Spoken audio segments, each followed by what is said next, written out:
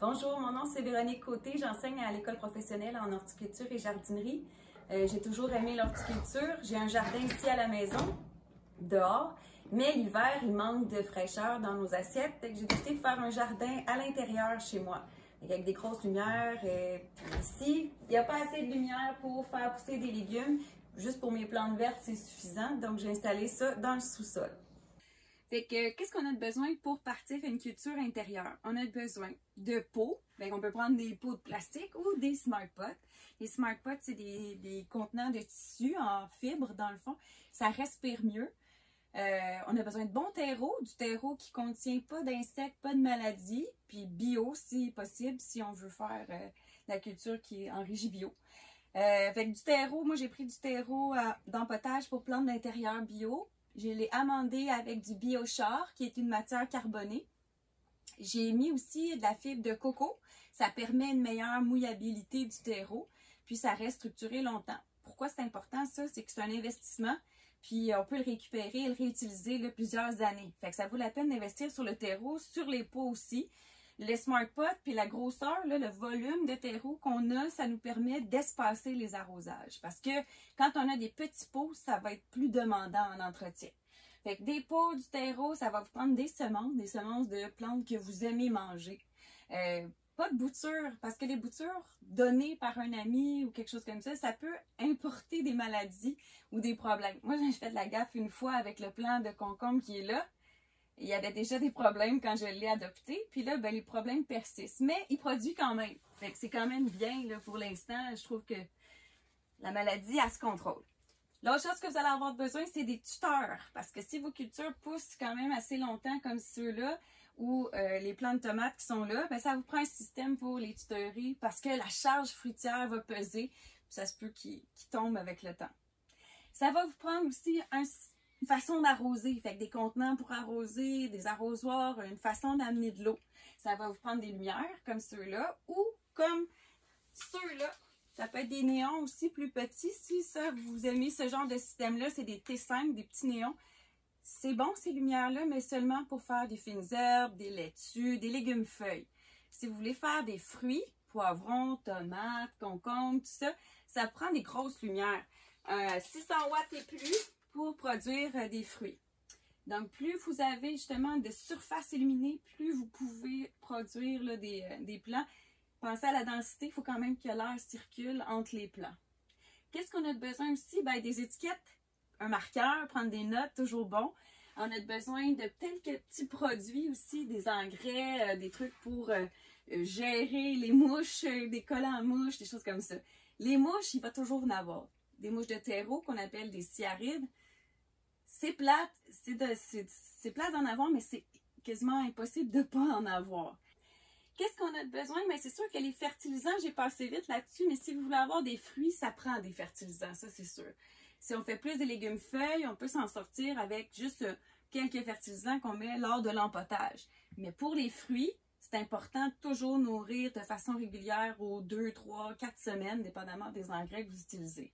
On le voit ici, il y a des carences facilement qui apparaissent quand les plantes sont en pot. Ça, c'est une carence, la marge qui pâlit comme ça en potassium. C'est ça, ça arrive. La plante, elle n'a pas accès à tous les minéraux qu'elle pourrait avoir dans un plein sol. Donc, elle fait le tour vite là, des minéraux qu'il y a dans le pot. Pensez toujours à prévoir d'autres plantes parce que les mesclins, les fines herbes, on va les consommer puis il n'y en aura plus. Donc, toujours penser à faire d'autres semis. Préparer d'autres plants, à part pour les plantes qui restent presque 1 an, là, comme ça, en pot. OK. Pour la culture de tomates, on va commencer par rappeler qu'il y a des tomates qui sont déterminées, la croissance déterminée, à un moment donné, ils arrêtent, ou des tomates qui sont indéterminées. Dépendamment de l'espace que vous aurez, vous allez choisir des plants déterminés ou non déterminés. Dans le déterminé, il n'y a pas beaucoup de grosses tomates. Il y en a quelques-unes, mais des fois, les cultivars sont moyens. Donc, il faut choisir. Là, ça va produire des tomates cerises ou des tomates cocktail. Les déterminés, c'est souvent du plus petit calibre. Mais il y a moins d'entretien à faire. On laisse pousser les gourmands, comme vous voyez ici, parce qu'on veut qu'après cette floraison-là, cette fructification-là, il y ait d'autres branches qui prennent le relais. Donc, moi, j'ai attaché les têtes, là, justement, pour supporter le plant quand ils portent des fruits. Celui de gauche ici, ça c'est des plants qui sont indéterminés, sur lesquels on va enlever les gourmands. Les gourmands, c'est toujours à l'aisselle des feuilles. Fait que tout ce qui est à l'aisselle des feuilles, moi je vais venir l'enlever pour éviter que la plante elle prenne trop d'énergie pour développer ses gourmands.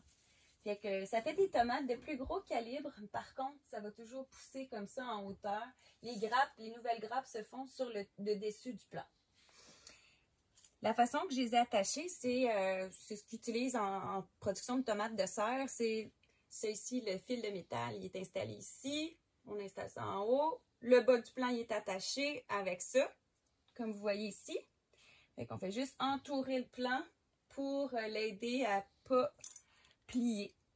Les engrais que j'utilise, c'est un exemple. Ça pourrait être tellement d'autres produits. On a des beaux produits au Québec. Dans le fond, des éléments qu'il faut rechercher, c'est le chiffre du milieu, puis le dernier chiffre, le phosphore, le potassium, pour la maturation, l'initiation florale, la maturation des fruits. C'est important. Donc, vous pouvez choisir aussi de l'actisol, sauf que c'est ça. Des fois, qu'est-ce qui est fait à base de fumier de poule, ça peut aussi induire des petites mouches. Donc, si vous pouvez le mettre profond dans le pot quand vous plantez, vous allez peut-être avoir moins de problèmes avec les mouches. Sinon, j'utilise aussi en pulvérisation foliaire ces produits-là, qui est dans le fond le Mosquée, qui est une émulsion de poisson. N'importe quelle émulsion de poisson, ça contient plus d'azote. Donc, c'est toujours bon d'amener de l'azote parce qu'on veut du feuillage qui fait de la photosynthèse, qui nourrit les fruits. Fait que ça, c'est super important. Puis, des algues. Les algues, c'est peut-être un peu plus coûteux comme ça, mais en pulvérisation foliaire, ça donne de la rigidité aux tiges, ça confère la résistance aux maladies, aux insectes. Ça donne des oligo-éléments aussi que la plante a besoin. Puis des fois, les oligos, ils ne se retrouvent pas dans ces engrais-là. Fait que ça vaut la peine. C'est important pour les tomates de toujours bien les entretenir. Quand on est dans des tomates indéterminées comme ça, il faut effeuiller. Effeuiller, ça veut dire enlever des feuilles. Les feuilles qui sont en dessous des grappes ne sont plus vraiment nécessaires. Donc, on peut venir enlever les feuilles sous les grappes pour que la plante elle se concentre là, à faire son énergie pour le haut du plant, si on veut. La fertilisation dont j'ai parlé, ça fonctionne aussi pour les poivrons puis pour les concombres. Fait que, dans le fond, le fruit nécessite du phosphore et du potassium, les deux derniers chiffres des engrais.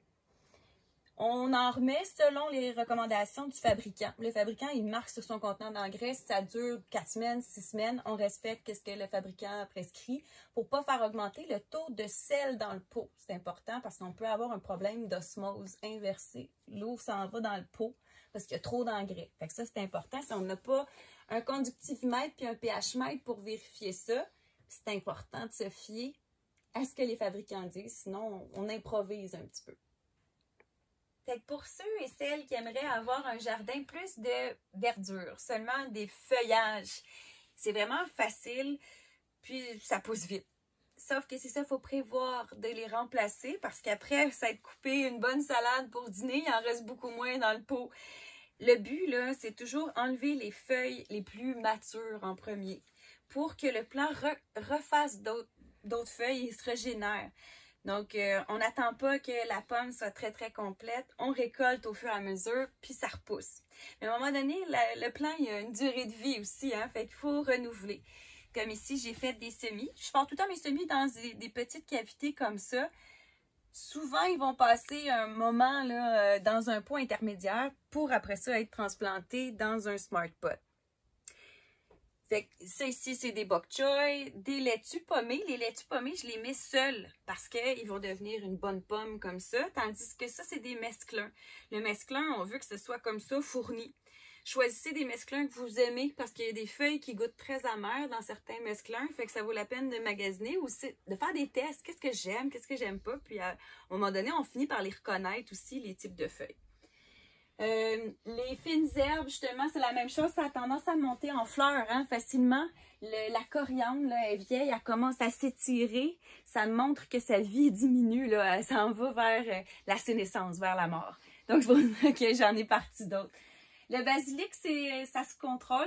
Si on enlève les fleurs, ça fait 1 an que j'ai les mêmes plants de basilic. Fait qu'il y a moyen de garder les mêmes plants aussi plus longtemps. Même chose pour les légumes asiatiques comme les bok choy, les pak choy. Quand on récolte les feuilles extérieures. Comme ça, ça continue de pousser du centre vers l'extérieur. Si on coupe le plant au complet, mais là, ça va être plus long avant d'avoir des nouvelles feuilles. Je prépare des bidons d'eau pour que l'eau soit température pièce. On appelle ça aussi de l'eau dégourdie. Fait que s'il y a aussi du chlore, ben, il y a le temps peut-être de s'évaporer partiellement. Fait que dans le fond, on vient juste mouiller l'engrais. C'est normal qu'on le voit aussi après qu'on a arrosé parce que ça va se dissoudre tranquillement. Quand on voit justement des petites mouches qui commencent à voler, des mouches de terreau, on met des collants. On veut piéger les adultes pour pas qu'ils pondent dans notre terreau. Parce que là, c'est les larves qui sont problématiques. Ils vont manger les racines, puis ils vont manger les tiges. Ils peuvent même induire des maladies, des virus dans nos plantes. Fait qu'on essaye de diminuer la population. On essaie aussi de connaître l'insecte. C'est quoi qu'ils aiment? Fait que s'ils aiment l'humidité, on essaie de faire baisser l'humidité dans la serre ou dans la pièce. Comme là, le plant de concombre qu'on voit ici a des problèmes. Il y a du blanc. Les petites taches blanches qu'on voit, c'est une maladie fongique. Quand j'ai eu le plant, il y en avait déjà. Là, j'essaie juste de contrôler la maladie. Qu'est-ce que je fais? J'ai utilisé des produits comme de l'acide lactique et de l'acide citrique. C'est des résidus des usines de production de fromage. Fait que c'est naturel, c'est accepté dans le bio. Puis c'est, dans le fond, pour diminuer la germination des spores. Ça ne va pas éliminer complètement la maladie. Ça va juste, dans le fond, la limiter dans sa progression. On voit que le plant il est quand même heureux, là, il porte quand même beaucoup de concombre. Fait que c'est pas trop un problème au niveau de la photosynthèse. La plante est capable quand même d'en faire. Si par contre là, la feuille est recouverte de champignons, enlevez les feuilles les plus maganées si on veut. C'est le même principe que pour les tomates. On enlève les feuilles qui sont sous les concombres. Quand on va récolter les concombres, on va enlever les feuilles en dessous. Ils ne servent plus ces feuilles-là. Donc on enlève aussi les sources de problèmes qui sont en dessous puis sont plus vieilles. Les feuilles font moins de photosynthèse. C'est pas nécessaire de les garder. Le temps par semaine, c'est variable, là, mais mettons à peu près 5 heures. T'sais, à chaque jour, le matin, le soir, je vais venir. Quand j'ai des transplantations, du rempotage, tout ça, ça prend un peu plus de temps, mais pensez à 5 heures par semaine à peu près, dépendamment du volume. Ensuite de ça, pour l'argent, ben je me dis que ça, c'est un bon investissement. Les Smart Pots, je vais les avoir plein d'années. Le terreau, même chose. Il faut penser quand même à quelques centaines de dollars juste pour le matériel physique qui est là. Pas besoin de s'acheter des affaires neuves pour faire nos tables, tout ça. On prend des vieilles affaires, puis moi, j'aime bien que ça soit modulaire, que je puisse le monter ou le descendre si je veux que ça soit plus proche de mes lumières. Je vous dirais que le plus cher, c'est les lumières. Fait que commencez par essayer des feuillages avec des petites lumières qui sont moins chères, comme je vous ai montré au début, pour après ça, vous faire, prendre la décision d'acheter un gros système comme celui-là, qui peut monter là, dans les 500 $ et plus, dépendamment du nombre de lumières que vous avez et de l'intensité qu'elles ont.